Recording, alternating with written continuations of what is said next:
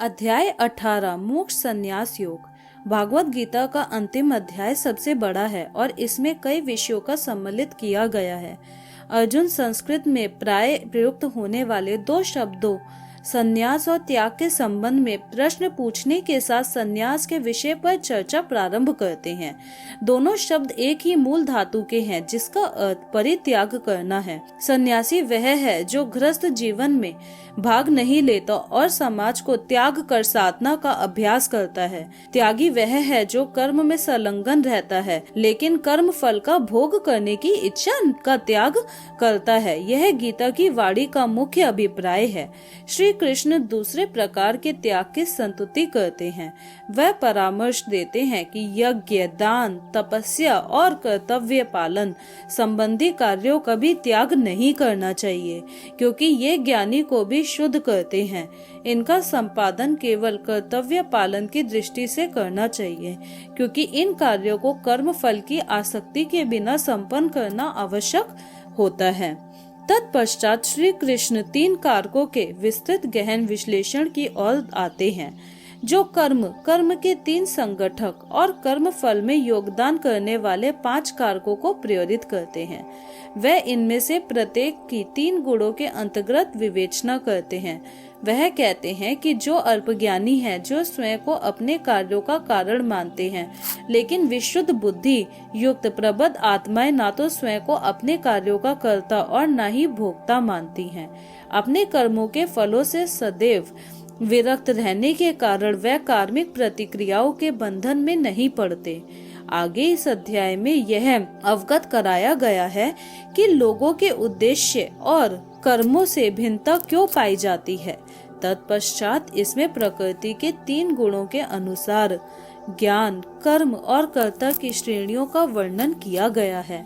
फिर आगे यह अध्याय बुद्धि, दृढ़ संकल्प और सुख के संबंध में समान विश्लेषण प्रस्तुत करता है।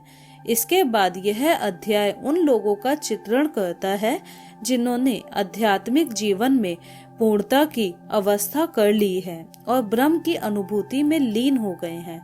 आगे इस अध्याय में यह कहा गया है कि ऐसे पूर्ण योगी भी भक्ति में तल्लीनता द्वारा अपनी पूर्णता का अनुभव करते हैं। इसलिए भगवान के दिव्य व्यक्तित्व के रहस्य को केवल मधुर भक्ति द्वारा जाना जा सकता है।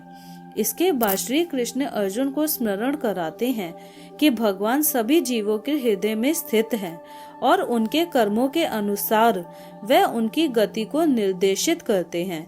यदि हम उनका स्मरण करते हैं और अपने सभी कर्म उन्हें समर्पित करते हैं तथा उनका आश्रय लेकर उन्हें अपना लक्ष्य बनाते हैं, तब उनकी कृपा से हम सभी प्रकार की कठिनाइयों को पार कर लेंगे। लेकिन यदि हम अपने अभिमानों से प्रेरित होकर अपनी इच्छा अनुसार कर्म करते हैं, तब हम सफलता प्राप्त नहीं कर पाएंगे। अंत में श्री कृष्ण यह प्रकट करते हैं कि सभी प्रकार की धार्मिकता का त्याग करना और केवल भगवान की भक्ति के साथ साथ उनके समक्ष शरणागत होना ही अति गहनतम ज्ञान का, तथापि यह ज्ञान उन्हें नहीं प्रदान करना चाहिए जो आडंबरहीन और भक्त नहीं हैं, क्योंकि वह इनकी अनुचित व्याख्या करेंगे और इसका दुरुपयोग कर अनुत्तरदायिता से कर्मों का त्याग करेंगे। यदि हम यह गहन ज्ञान पात्र जीवात्मा को प्रदान करते हैं, तब यह अति प्रेमयुक्त बन जाता है और भगवान को अति प्रसन्न करता है। इसके बाद अर्जुन भगवान को सूचित करता है कि उसका मोह नष्ट हो गया है और वह उनकी आज्ञाओं का पालन करने के लिए तत्पर है। अंत में संजय जो नेत्रहीन राजा धृतराष्ट्र को युद्ध भूमि पर भगवान श्री कृष्ण और अर्जुन के बीच हो रहे संवादों को सुना रहा था, व्यक्त करता है कि वह इन संवादों को सुनकर इतना स्तंभित और आश्चर्यचकित है कि जैसे ही वह भगवान के पवित्र संवादों और भगवान के अति विशाल विश्व रूप का स्मरण करता है, तब उसके शरीर के रोंगटे खड़े हो जाते हैं। गहन गत्न के साथ भगवत गीता का समापन करते हुए वह कहता है कि विजय सदैव वही होती है जहाँ भगवान और उसके भक्त होते हैं और इस प्रकार से अच्छाई, प्रभुता और समृद्धि भी वही होगी, क्योंकि परम सत्य का प्रकाश सदैव असत्य के अंधकार को परास्त कर देता है। अर्जुन ने कहा, हे महाबाहु, मैं संन्यास और त्याग की प्रकृति के संबंध में जानना चाहता हूँ। हे केशनिशूदन, हे ऋषिकेश, मैं दोनों के बीच का भेद जानने का भी इच्छुक हूँ। परम भगवान ने कहा, कामना से अभिप्रेरित कर्मों के परित्याग को विद्वान लोग संन्यास कहते हैं और सभी कर्मों के फलों के त्याग को बुद्धिमान लोग त्याग कहते हैं। कुछ मनीषी घोषित करते हैं कि समस्त प्रकार के कर्मों को दोषपूर्ण मानते हुए उन्हें त्याग देना चाहिए, किंतु अन्य विद्वान यह आग्रह करते हैं कि यज्ञ, दान तथा तपस्या जैसे कर्मों का भी त्याग नहीं करना चाहिए। हे भरत श्रेष्ठ, अब त्याग के विषय में मेरा अंतिम निर्णय सुनो। हे मनुष्यों में सिंह, त्याग के लिए 3 प्रकार की श्रेणियों का वर्णन किया गया है। यज्ञ, दान तथा तपस्या पर आधारित कर्मों का भी परित्याग नहीं करना चाहिए, इन्हें निश्चित रूप से संपन्न करना चाहिए। यज्ञ, दान तथा तपस्या वास्तव में महात्माओं को भी शुद्ध करते हैं। यह सब कार्य आसक्ति और फल की कामना से रहित होकर संपन्न करने चाहिए। हे अर्जुन, यह मेरा स्पष्ट और अंतिम निर्णय है। नियत कर्तव्यों को भी त्यागना नहीं चाहिए। मोहवश होकर निश्चित कार्यों के त्याग को तमोगुणी कहा जाता है।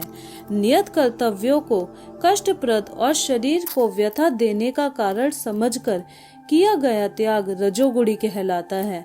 ऐसा त्याग कभी लाभदायक और उन्नत करने वाला नहीं होता।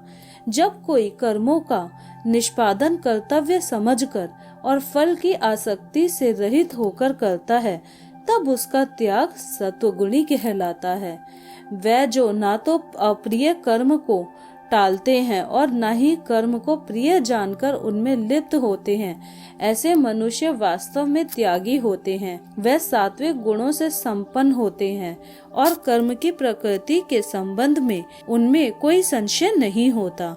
देहधारी जीवों के लिए पूर्ण रूप से कर्मों का परित्याग करना असंभव है, लेकिन जो कर्म फलों का परित्याग करते हैं वह वास्तव में त्यागी कहलाते हैं। जो निजी परितोषिक के प्रति आसक्त होते हैं, उन्हें मृत्यु के पश्चात भी सुखद, दुखद और मिश्रित 3 प्रकार के कर्मफल प्राप्त होते हैं। लेकिन जो अपने कर्म फलों का त्याग करते हैं, उन्हें ना तो इस लोक में और ना ही मरणोपरांत ऐसे कर्मफल भोगने पड़ते हैं। हे अर्जुन, अब मुझसे सांख्य दर्शन के सिद्धांत में उल्लेखित समस्त कर्मों को संपूर्ण करने हेतु 5 कारकों को समझो, जो यह बोध कराते हैं कि कर्मों की प्रतिक्रियाओं को कैसे रोका जाए। शरीर, कर्ता, विभिन्न इंद्रियां, अनेक प्रकार की चेष्टाएं और विधि का विधान अर्थात भगवान, ये 5 कर्म के कारक हैं। शरीर, मन या वाणी से जो भी कार्य संपन्न किया जाता है, भले ही वह उचित हो या अनुचित, उसको ये 5 सहायक कारक हैं। वह जो इसे नहीं समझते और केवल आत्मा को ही कर्ता मानते हैं, अपनी दूषित बुद्धि के कारण वह वस्तुओं को उनके वास्तविक रूप में नहीं देख सकते। जो कर्तापन के अहंकार से मुक्त होते हैं और जिनकी बुद्धि मोहग्रस्त नहीं है, यद्यपि वे जीवों को मारते तथा ना तो जीवों को मारते हैं और ना कर्मों के बंधन में पड़ते हैं। ज्ञान, ज्ञान का विषय और ज्ञाता, ये कर्म को प्रेरित करने वाले 3 कारक हैं। कर्म के उपादान, स्वयं कर्म और कर्ता, ये कर्म के 3 घटक हैं।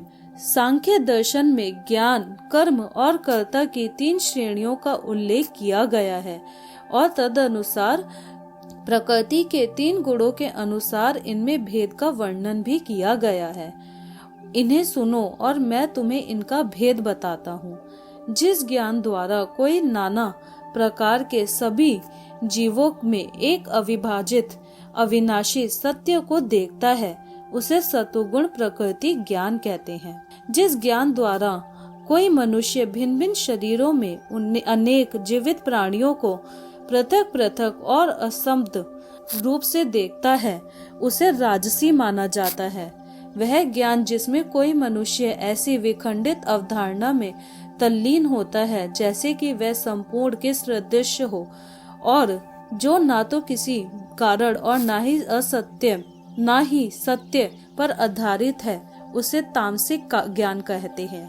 जो कर्म शास्त्रों के अनुमोदन के अनुसार है, राग और द्वेष की भावना से रहित और कर्म की कामना के बिना संपन्न किया जाता है, वह सत्वगुण प्रकृति का होता है। जो कार्य स्वार्थ की पूर्ति से प्रेरित होकर मिथ्या अभिमान और तनावग्रस्त होकर किए जाते हैं, वह रजोगुणी प्रकृति के होते हैं। जो कार्य मोहवश होकर और अपनी क्षमता का आंकलन, परिणामों, हानि और दूसरे की क्षति पर विचार किए बिना आरंभ किए जाते हैं, वह तमोगुणी कहलाते हैं। वह जो अहंकार और मोह से मुक्त होता है, उत्साह और दृढ़ निश्चय से युक्त होता है, ऐसे कर्ता को सत्वगुणी कहा जाता है।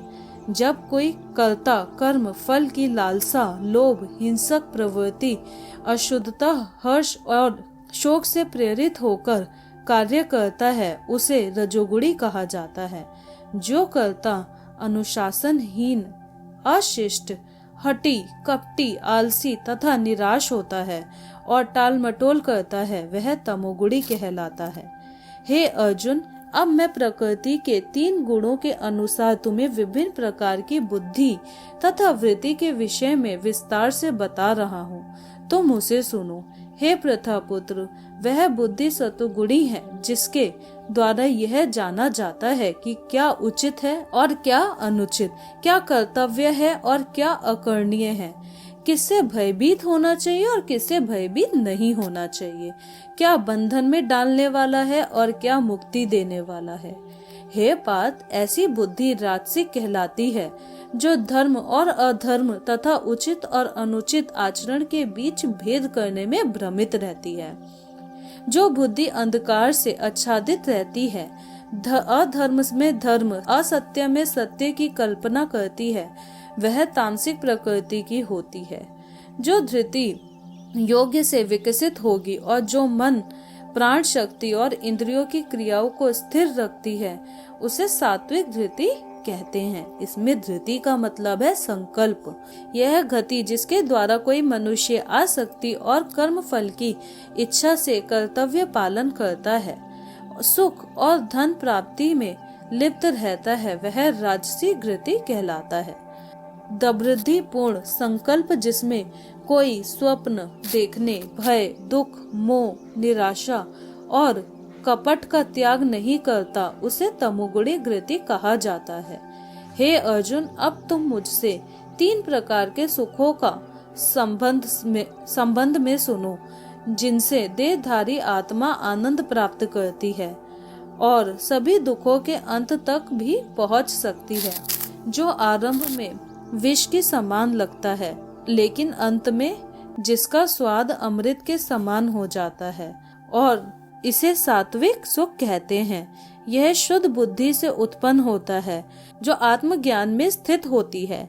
उस सुख को रजोगुणी कहा जाता है। जब यह इंद्रियों द्वारा उसके विषयों के संपर्क में से उत्पन्न होता है, ऐसा सुख आरंभ में अमृत के सदृश लगता है और अंततः विष जैसा हो जाता है। जो सुख आदि से अंत तक आत्मा की प्रकृति को आच्छादित करता है और जो निद्रा, आलस्य और असावधानी से उत्पन्न होता है, वह तामसिक सुख कहलाता है। इस भौतिक क्षेत्र में पृथ्वी और स्वर्ग के उच्च लोकों में रहने वाला कोई भी जीव व्यक्ति के इन 3 गुणों के प्रभाव से मुक्त नहीं होता। हे शत्रुहंता, ब्राह्मणों, क्षत्रियों, वैश्यों और शूद्रों के कर्तव्य को इनके गुणों के अनुसार तथा प्रकृति के 3 गुणों के अनुरूप वितरित किया गया है, न कि इनके जन्म के अनुसार।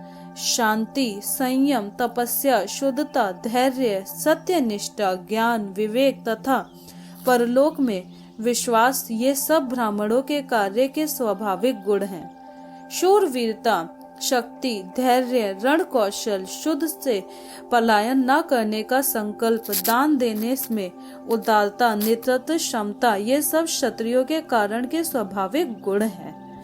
कृषि, गोपालन और दुग्ध उत्पादन तथा व्यापार वैश्य गुणों के से संपन्न लोगों के स्वाभाविक कार्य हैं। शुद्धता के गुणों से युक्त लोगों के श्रम और सेवा स्वाभाविक कर्म है। अपने जन्मजात गुणों से उत्पन्न अपने कर्तव्यों का पालन करने से मनुष्य पूर्णता प्राप्त कर सकता है। अब मुझसे सुनो कि कोई निर्धारित कर्तव्यों का पालन करते हुए कैसे पूर्णता प्राप्त करता है। अपनी स्वाभाविक वृत्ति का निर्वहन करते हुए उस रजक भगवान की उपासना करो जिससे सभी जीव अस्तित्व में आते हैं और जिसके द्वारा सारा ब्रह्मांड प्रकट होता है। इस प्रकार से अपने कर्मों का संपन्न करते हुए मनुष्य सरलता से पूर्णता प्राप्त कर सकता है। अपने कर्म का पालन त्रुटिपूर्ण ढंग से करना अन्य के कार्यों के उपयुक्त ढंग से करने की अपेक्षा अधिक श्रेष्ठ है। अपने स्वाभाविक कर्तव्यों का पालन करने से मनुष्य पाप अर्जित नहीं करता। किसी को भी अपनी प्रकृति से उत्पन्न कर्तव्यों का परित्याग नहीं करना चाहिए, चाहे कोई उनमें दोष भी क्यों न दिखता हो। हे कुंती पुत्र, वास्तव में सभी प्रकार के उद्योग कुछ न कुछ बुराई से आवृत रहते हैं, जैसे आग धुएं से ढकी रहती है। वे जिनकी बुद्धि सदैव प्रत्येक स्थान पर अनासक्त रहती है, जिन्होंने अपने मन को वश में कर लिया है, जो वैराग्य के अभ्यास द्वारा कामनाओं से मुक्त हो जाते हैं, वे कर्म से मुक्ति की पूर्ण सिद्धि प्राप्त करते हैं। हे अर्जुन, अब मुझसे संक्षेप में सुनो और मैं तुम्हें समझाऊंगा कि जो सिद्धि प्राप्त कर चुका है वह भी दृढ़ता से दिव्य ज्ञान में स्थित होकर कैसे भ्रम को भी पा सकता है। कोई भी मनुष्य भ्रम को पाने की पात्रता प्राप्त कर सकता है जब वह विशुद्ध बुद्धि और दृढ़ता से इंद्रियों को संयत रखता है, शब्द और अन्य इंद्रिय विषयों का परित्याग करता है और राग और द्वेष को अपने से अलग कर लेता है। ऐसे व्यक्ति जो एकांतवास करता है, अल्प भोजन करता है, शरीर, मन और वाणी पर नियंत्रण रखता है, सदैव ध्यान में लीन रहता है, वैराग्य का अभ्यास करता है, अहंकार, अहिंसा, अभिमान, कामनाओं, संपत्ति के स्वामित्व और स्वार्थ से मुक्त रहता है और जो शांति में स्थित है, वह भ्रम के साथ एकरस होने का अधिकारी है। परम भ्रम की अनुभूति में स्थित मनुष्य मानसिक शांति प्राप्त करता है। वह ना तो शोक करता है और ना ही कोई कामना करता है, क्योंकि वह सभी के प्रति संभाव रखता है। ऐसे परम योगी मेरी भक्ति को प्राप्त करता है। मेरी प्रेममय भक्ति से कोई मुझे सत्य के रूप में जान पाता है, तब यथावत सत्य के रूप में मुझे जानकर मेरा भक्त मेरे पूर्ण चेतन स्वरूप को प्राप्त करता है। यदि मेरे भक्त सभी प्रकार के कार्यों को करते हुए मेरी पूर्ण शरण ग्रहण करते हैं, तब वे मेरी कृपा से मेरे नित्य एवं अविनाशी धाम प्राप्त करते हैं। अपने सभी कर्म मुझे समर्पित करो और मुझे ही अपना लक्ष्य मानो। बुद्धि योग का आश्रय लेकर अपनी चेतना को सदैव मुझ में लीन रखो। यदि तुम सदैव मेरा स्मरण करते हो, तब मेरी कृपा से तुम सभी कठिनाइयों और बाधाओं को पार कर पाओगे। यदि तुम अभिमान के कारण मेरे उपदेश को नहीं सुनोगे, तब तुम्हारा विनाश हो जाएगा। यदि तुम अहंकार से प्रेरित होकर सोचते हो कि मैं युद्ध नहीं लड़ूंगा, तुम्हारा निर्णय निरर्थक हो जाएगा। तुम्हारा स्वाभाविक क्षत्रिय धर्म तुम्हें युद्ध लड़ने के लिए विवश करेगा। हे अर्जुन, मोहवश जिस कर्म को तुम नहीं करना चाहते, उसे तुम अपनी प्राकृतिक शक्ति से उत्पन्न प्रवृत्ति से बाध्य होकर करोगे। हे अर्जुन, परमात्मा सभी जीवों के हृदय में निवास करते हैं। उनके कर्मों के अनुसार वह भटकती आत्माओं को निर्देशित करते हैं, जो भौतिक शक्ति से निर्मित यंत्र पर सवार होती है।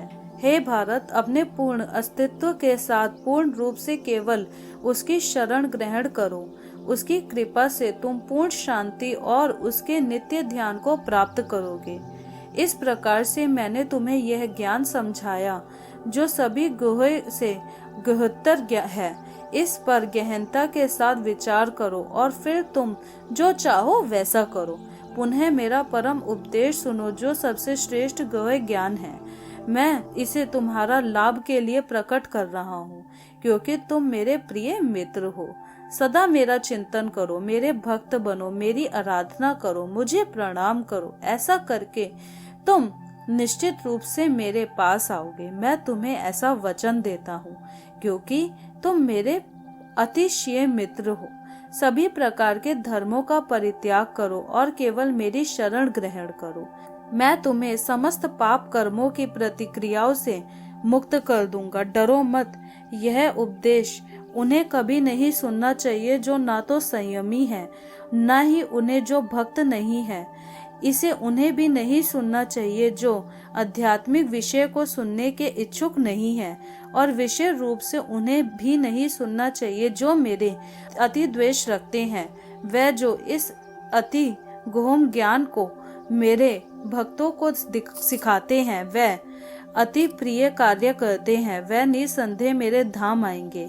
उनकी अपेक्षा कोई भी मनुष्य उनसे अधिक मेरा प्रेम पूर्वक सेवा नहीं करता, और इस पृथ्वी पर मुझे उनसे प्रिय ना तो कोई है और ना ही होगा। और मैं यह घोषणा करता हूँ कि जो हमारे पवित्र संवाद का अध्ययन करते हैं, वह ज्ञान के समर्पण द्वारा अपनी बुद्धि के साथ मेरी पूजा करेंगे।